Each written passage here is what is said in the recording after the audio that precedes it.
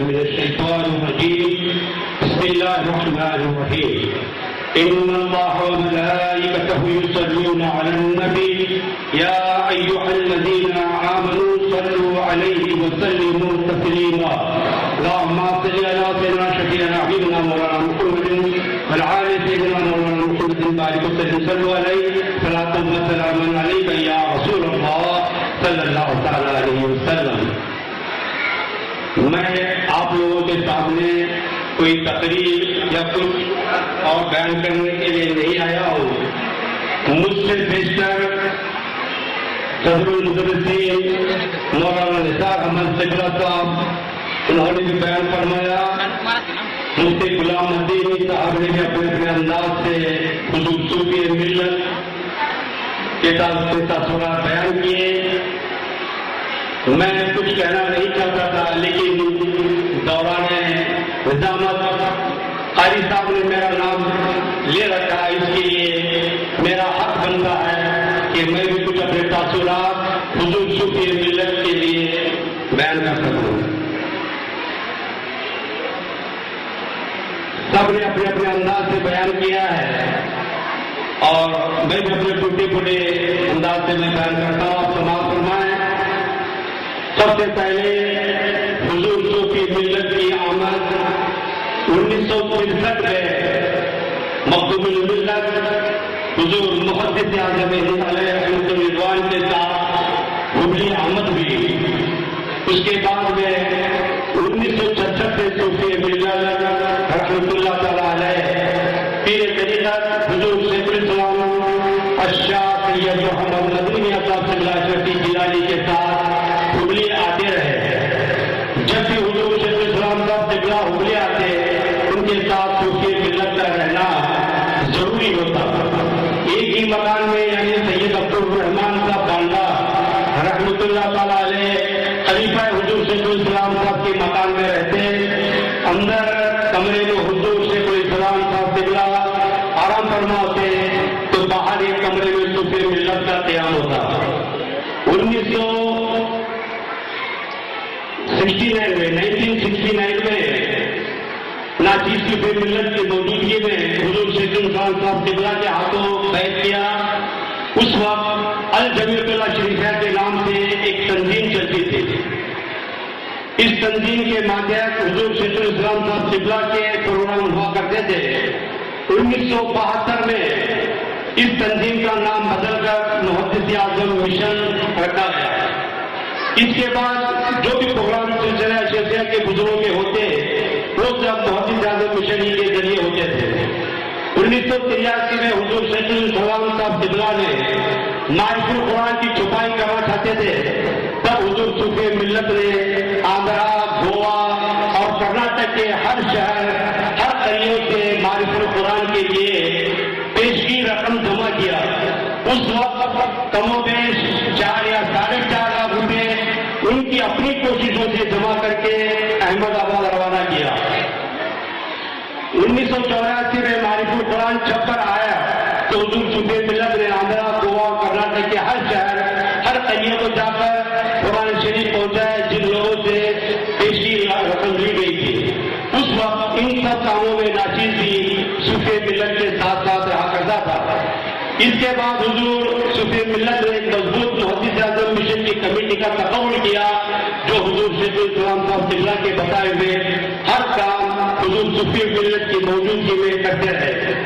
محدث اعظم مشن کی صدارت سید عبدالرحمان صاحب بانڈا رحمۃ اللہ تعالی علیہ کے ہاتھوں میں تھی اور الحاج عبدالصمد صاحب قاضی اور انتین محمد نذیر اللہ، مرحوم پیر صاحب نذاب، عبدالعزیز صاحب بزرگار، عبدالرحمان صاحب قاضی، حسن شہید صاحب قاضی، مرحوم قاضی خان شکلو، مرحوم امام الدین صاحب ملا، حاجی اللہ وقت صاحب ہلو اور ملک ناچیز اس مشن کا ممبر. ہبلی شہر کے عوام کی یہ خواہش تھی ہبلی شہر میں سلسلہ اشرفیہ کا ایک دینی مدرسہ قائم ہو. اس کا ذکر بار بار صوفی ملت کے سامنے کیا کرتے تھے اور صوفی ملت نے حضور شیخ الاسلام صاحب قبلہ سے رائے مشورہ کیا کرتے تھے. اس وقت شیخ الاسلام صاحب قبلہ ہبلی کے عوام کے بیچ کی ایک کڑی حضور صوفی ملت ہی تھے. ہبلی شہر کے عوام کی بات اور تجویز حضور شیخ الاسلام صاحب قبلہ کے سامنے رکھی قبلہ اس تجویز کو ٹالتے رہے، یہ کہہ کر کے ہبلی شہر میں ایک دینی مدرسہ بنام دارالعلوم غوثیہ چل رہا ہے۔ اس کے بانی بھی اپنے ہمارے والد جو حدیث اعظم رضوان یہ ہے، میرے والد بزرگوار نے ہی اس مدرسے کی بنیاد رکھی ہے، یہ کہہ کر حضرت ٹالتے رہے۔ دن گزرتے گئے، ہبلی اور اطراف کے عوام کی خواہش بڑھتی گئی۔ جب بھی حضور شیخ الاسلام صاحب قبلہ اور حضور صفی ملت ہبلی آتے، ان کے سامنے یہ دینی مدرسے کا مطالبہ رہا کرتا تھا۔ بار بار مطالبہ کرنے کے بعد ایک دن حضور صفی شیخ الاسلام صاحب قبلہ نے اس بات کی اجازت دے دی۔ 1985 میں مدنی ابھی کالج کے نام سے یہ مدرسہ حضور صفی ملت کی نگرانی میں ہبلی کے نزدیک کے قریہ طرف میں شروع کیا گیا۔ اس وقت حاجی علامہ چھڑلو صاحب کو اس مدرسے کا صدر منتخب کیا گیا۔ حسین عمران میں اور امام الدین اللہ صاحب، پیر محمد نجیب اللہ صاحب اور دوسرے عمران تھے، اور اس مدرسے کی ذمہ داری مقتدی مولانا محمد بن حسن صاحب کو دی گئی۔ 2 سال تک یہ مدرسہ طرز میں چلتا رہا۔ اس کے بعد 1987 میں ہبلی اللہ پور محلے میں کرائے کے 2 مکان لے کر چلانے کا منصوبہ بنا۔ اس وقت ناچیز کو اس مدرسے کا ممبر بنایا گیا، کیونکہ محلہ اللہ میں ہی اس ناچیز کا مکان بھی تھا۔ 1988 میں گجرات شہر کھیڑا میں حضور محدث اعظم ہند کانفرنس کا پروگرام تھا۔ اس پروگرام میں حضور صوفی ملت نے ہبلی کے لوگوں کو کھیڑا کانفرنس میں شریک ہونے کی دعوت دی، اور ہبلی سے بہت سارے لوگ حاضر بھی تھے۔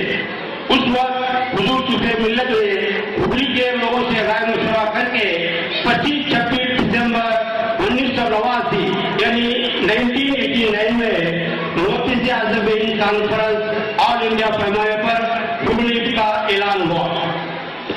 اسی وقت حضور صوفی ملت نے کانفرنس کی تیاری میں لگ گئے، کیونکہ ہبلی کے لوگوں کو اس کام سے کوئی بھی واقفیت نہیں تھی۔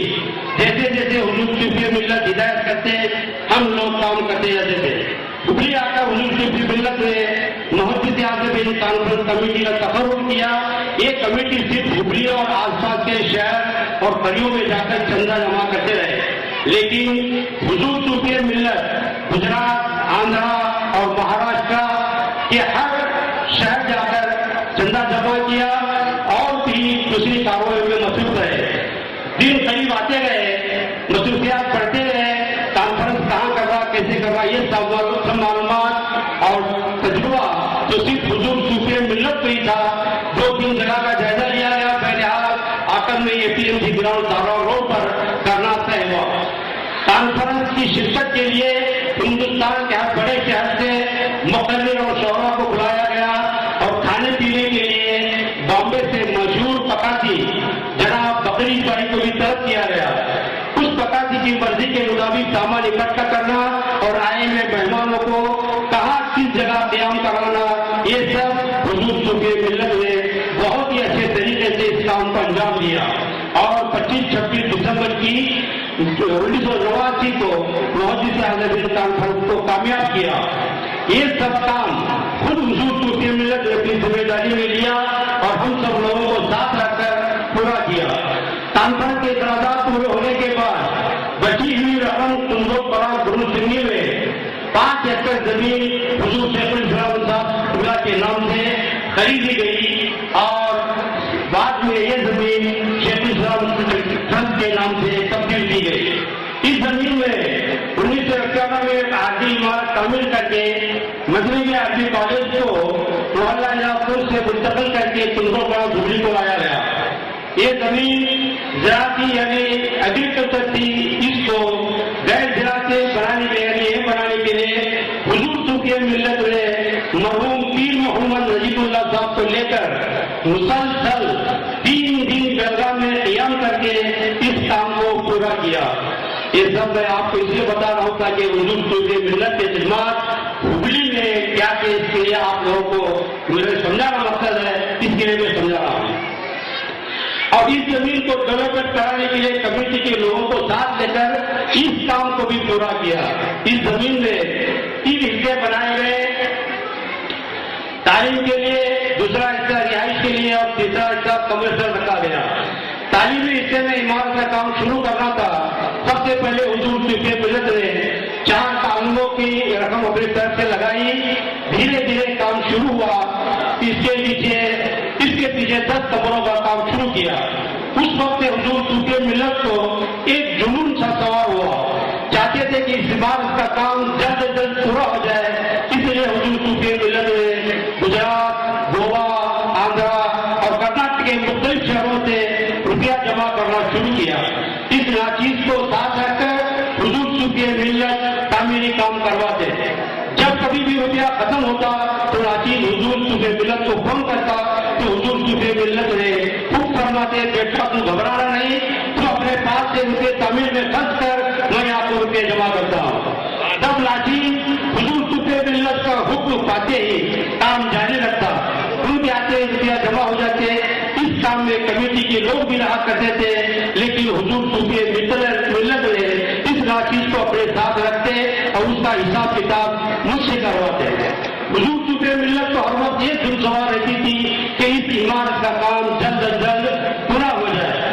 اس لیے حضور صوفی ملت نے کوئی بھی حضور صوفی ملت سے دعا یا تعویذ کا مطالبہ کرتا، حضور صوفی ملت اس سے کہتے ٹھیک ہے میں تیرا کام کر دوں گا، بتا تم اپنے آپ کے کالج کی عمارت کے تعمیر کے لیے کیا دے گا. اور جو لوگ بھی اس کا ہدیہ دیتے حضور صوفی ملت نے ناچیز کو بلا کر اس کی رسید کرواتے اور روپیہ جمع کرواتے. اس طرح ہر وقت اٹھتے بیٹھتے سوتے جاگتے بس یہی خیال رہتا کہ کب یہ عمارت پوری ہو اور اس میں تعلیم شروع کی جائے. ناچیز بھی ہر وقت ان کے ساتھ ساتھ رہتا، یہاں تک کہ 1992 میں حضور صوفی ملت نے میرے غریب خانے پر قیام کرنا شروع کیا. ناچیز کی یہ گھر برات وقت دل میں بڑی تمنا تھی کہ کوئی بھی سلسلے کے بزرگ اگلی تشریف لائے تو اس غریب خانے میں ان کا قیام ہو. میری یہ تمنا اور آرزو حضور صوفی ملت نے پوری کر دی. اس طرح صوفی ملت نے 2 سال کے اندر 10 کمروں والی ایک عالیشان عمارت تعمیر کروائی جو آج بھی قائم ہے. خود حضور صوفی ملت نے اپنے والدین کے ایثار و ثواب کے لیے ایک کمرہ تعمیر کروایا جس کی لاگت اس وقت تقریباً 2.5 لاکھ روپے تھی. حضور صلی اللہ علیہ وسلم کے ہر حکم کو صوفی ملت نے پورا کیا اور تاکم حیات پورا کرتے رہے. حضور صلی اللہ علیہ وسلم بھی صوفی ملت کو بہت چاہتے تھے اور ہر وقت اپنے ساتھ رکھتے تھے.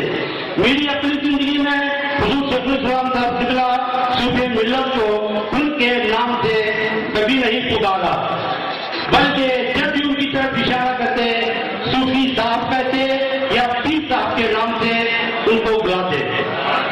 کوئی بھی شخص حضور صلی اللہ علیہ وسلم سے تعویذ لگانے کی درخواست کرتا تو حضور صلی اللہ علیہ وسلم کہتے کہ باہر کمرے میں پیر صاحب بیٹھے ہیں ان سے لے لینا. اس کے بعد مزید 5 قبروں کی بنیاد حضور صوفی ملت نے اپنے چاہنے والوں سے چندہ جمع کر کے رکھی جو آج قربہ کے نام سے بچوں کو کھلایا جا رہا ہے. اور فلم تک کا کام کروایا. جو بھی حضور صوفی ملت چندہ جمع کرتے وہ صرف اور صرف تعمیری کاموں میں لگتا. کالج چلانے کے لیے اراکین اپنے طور طریقے سے جمع کرتے اور اس کے خرچ اخراجات کو پورا کرتے. جب ایک حد تک مدینہ میں ابھی کالج حبلی کا کام پورا ہوا اور اچھی انداز سے تعلیم بھی چلتی رہی تب حضور صلی اللہ علیہ وسلم نے دنیائی تعلیم کی طرف اشارہ کیا. 23 جنوری 1995 کو ناچیز کے غریب خانے پر حضور صلی اللہ علیہ وسلم کی صدارت میں حضور صوفی ملت نے ایک میٹنگ طلب کی. اس میں محدث اعظم مشن اسکول کو شروع کرنے کی اجازت ملی. اس کے بعد حضور صوفی ملت کی صدارت میں بہت ساری میٹنگ ہوئے اور ماہ جون 1995 میں سبھی اکڑ میں کرائے کے مکان لے کر حضور محدث اعظم مشن اسکول کی افتتاح ہوئی. ایک الگ کمیٹی بنا کر حضور صوفی ملت نے اس کو چلانے کی ذمہ داری دی. اس کمیٹی میں ناچیز کو بھی ممبئی کے حیثیت سے رکھا گیا. 3-4 سال تک یہ اسکول ایسے ہی کرائے کے مکان میں چلتا رہا. ہر وقت صوفی ملت کو یہ فکر رہتی کہ یہ اسکول کب تک کرائے کے مکان میں چلاتے رہیے. اس وقت تک حبلی شہر میں اس اسکول کی شہرت بھی ہوتی رہی. آخر ایک دن حضور صوفی ملت کی طرف بائک پوری ہوتی ہوئی نظر آئی. 1997 میں اسلام پور روڈ حبلی میں مرحوم حافظ صاحب قاضی کی جگہ تھی وہ اسکول کے لیے لینا طے ہوا تو سب سے پہلے حضور صوفی ملت نے اپنے چند چاہنے والوں کو لے کر مرحوم حافظ صاحب قاضی کے مکان جا کر اس زمین کو خریدنے کی بات کہی اور فرمایا کہ آپ کی زمین آپ کے پیر صاحب کے نام سے اس زمین پر ایک اسکول شروع کرنا چاہتے ہیں جو آپ تک کرائے کے مکان میں چلا رہے ہیں، یہ زمین آپ دے تو بہتر رہے گا۔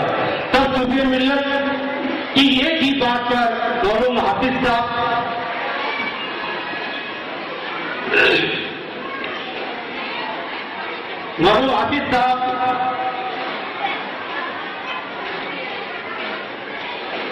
قاضی نے 6 پلاٹ والی زمین یعنی 7,200 اسکوائر فیٹ بہت ہی کم قیمت میں دینے کی بات کہی۔ اسی وقت حضور صوفی ملت نے اپنے جیب خاص سے 25,000 روپے مرحوم قاضی صاحب کو ادا کی اور مختصر وقت لے کر خریدنے کا پروگرام بنایا، یعنی 25,000 روپے پیشگی طور پر اسی وقت اپنے جیب خاص حضرت سے نکال کر ادا کیا۔ 22 اپریل 1998 کی زمین خریدی گئی، فوراً اسی وقت سے اسکول عمارت کا تعمیری کام شروع کیا گیا۔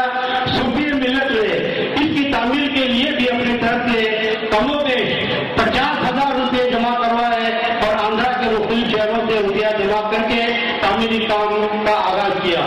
یہ سب کارروائی حضور شیخ الاسلام صاحب کی مرضی کے مطابق ہی ہوا کرتی تھی۔ جو کچھ بھی کارروائی ہوتی باقاعدہ محمدی اعظم مشن ہولی کی میٹنگ حضور صوفی ملت کی صدارت میں رائے مشورے سے ہوا کرتی تھی۔ اس طرح محمدی اعظم مشن اسکول کا تعمیری کام 5 کمروں پر مشتمل 2,000 بیڈ پورا ہوا اور اسکول کبھی اکبر محلے سے اسلام پور اور ہولی میں اپنی خود کی عمارت میں منتقل ہوئی جو آج آپ کے سامنے نظر آ رہی ہے۔ حضور شیخ الاسلام صاحب قبلہ کے حکم کے مطابق کرناٹک، گوا اور آندھرا کے مختلف شہروں میں حضور صوفی ملت نے اپنی حاضری میں کم و بیش 40 شاخیں حضور محمدی اعظم مشن کی قائم کی جو آج بھی اپنے اپنے طور طریقے سے چل رہی ہے۔ ان شاخوں کو قائم کرنے میں حضور اشرف العلماء کا بھی بڑا ساتھ رہا ہے۔ جو بھی سلسلے کے بزرگوں کا کوئی بھی پروگرام ہوتا وہ سب صوفی ملت نے محمدی اعظم مشن ہولی کے ذریعے ہی کرواتے اور ان کے پروگراموں میں بھی مجموعہ عربی والے اور محمدی اعظم مشن ہولی اسکول عمارتوں کا تعاون رہتا۔ 2002 میں احمد آباد میں فتح ہوا تھا۔ اسی سال مکتوب الملت سرکار محمد اعظم علیہ رضوان کی اس کی تاریخ بھی آئی۔ احمد آباد کے مشن والوں نے حضور صوفی ملت کو اشارہ دیا کہ اس سال احمد آباد سے عرس کے لیے زیادہ تعاون کی امید نہیں ہے، آپ کرناٹک سے کوئی انتظام کرتے ہو تو بہتر رہے گا۔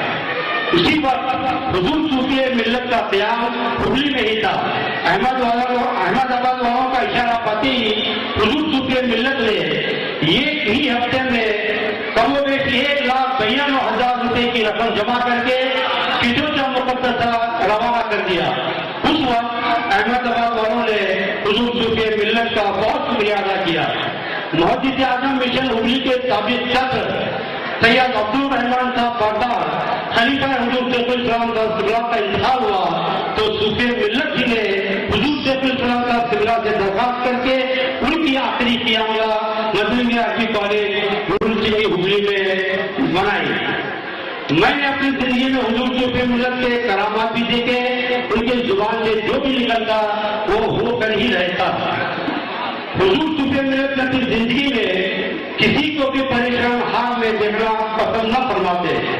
جو کوئی بھی اپنی تکلیف یا پریشانی حضور صوفی ملت سے آ کر سناتا وہ اپنے گھر سے ان کو خوش کر کے روانہ کرتے۔ بہت سارے لوگوں نے ان کو پریشان کرنا چاہا لیکن حضور صوفی ملت کی زبان سے ان کے لیے کبھی بھی ہدایت کی دعائیں نکلتی، کبھی کسی کو برا بلا کہتے ہوئے ہم نے نہیں سنا۔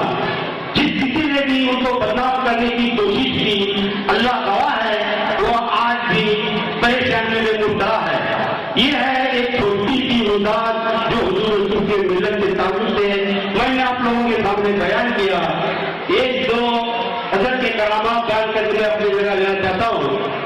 حضور صوفیہ ملت کی ایک اپنا کرامت یہ بھی ہے، ہمارے شہر علی شہر کے رہنے والے جانور کے جناب افسر کا وکیل صاحب، وہ جب کبھی بھی اپنا مقدمہ یا کسی کیس کی کاروائی حضور صوفیہ ملت کے سامنے لاتے ہیں، وہ کاروائی آؤٹ آف یعنی کاروائی غیر قانونی طور پہ رہا کرتی تھی، لیکن حضور صوفیہ ملت جب کہہ دیے جائے میرا کام ہوگا تو انہوں نے قسم یہ کام کو پورا کرتے ہوئے دیکھا ہے۔ دوسری بات ایک یہ میں نے کرامت کی، ایک شخص روتے ہوئے جب حضرت میرے گھر میں قیام سے آئے، آ کر کہنے لگے حضرت میرے گھر میں میرے بڑے لڑکے کو 2 لڑکیاں ہیں، اب اس بات کی میری جو حملہ ہے، دعا فرمائیے کہ اس وقت لڑکا ہو، لیکن حضور صوفیہ ملت نے ان سے برداشتہ کہا نہیں اس بار تجھے لڑکی ہوگی، تو وہ غمزدہ ہو کر ایک کونے میں روتے ہوئے بیٹھ گئے، اس بات روتے رہے۔ اس کے بعد میں بہت ہی غمزدہ ہو کر جب لوگوں نے اظہار کیا حضرت آپ کے کہنے پر وہ رو رہے ہیں ان کے لیے دعا فرمائیے، اچھا ٹھیک ہے اس کو بلاؤ، تو وہ شخص کو حاضر کیا گیا، تو حضور صوفیہ ملت نے اس کا چہرہ دیکھا، اس کے دل کی کتاب پڑھی اور حضور صوفیہ ملت نے کہا جا اس بار تجھے بیٹا ہوگا، تو بیٹے کو کہتے ہیں پودا ہوگا، خدا گواہ ہے، تاریخ شاہد ہے، میں بھی ابھی میں آیا زندہ ہوں دیکھ رہا ہوں، اس وقت اس گھر میں جب اس کا وقت آیا تو اس کو 2 بچے تولد ہوئے اس گھر میں، ایک لڑکی پیدا ہوئی جو پہلے حضور صوفیہ ملت نے زبان سے کہی تھی، اس کے بعد ایک لڑکا پیدا ہوا جو حضور صوفیہ ملت نے بعد میں کہا تھا۔ یہ ان کی کرامت ہے، میں یہی کرامت میں یہ آپ کے سامنے بتانا چاہتا تھا، اس کے لیے بتایا ہوں۔ آج یہ ہم لوگ جو جمع ہوئے ہیں سوچیے کہ حضور صوفیہ ملت ہی کی کرامت ہے جو یہ 2 گروپ کو ایک جگہ جمع کر کے ہم سب کو یعنی مشن اور اسکول کو، مشن اور اسکول مدنی عربی کالج کو ایک جگہ جمع کر کے اپنی تحریر کی کاروائی کرنے کا راستہ ہمیں بتایا۔ بس اتنا کہہ کر میں اپنے باتوں کو ختم کرتا ہوں۔ اس شعر پہ اگر خاموش رہوں تو تو ہی سب کچھ ہے، اگر خاموش رہوں تو تو ہی سب کچھ ہے، کچھ کہوں تو تیرا حضور ہو گیا۔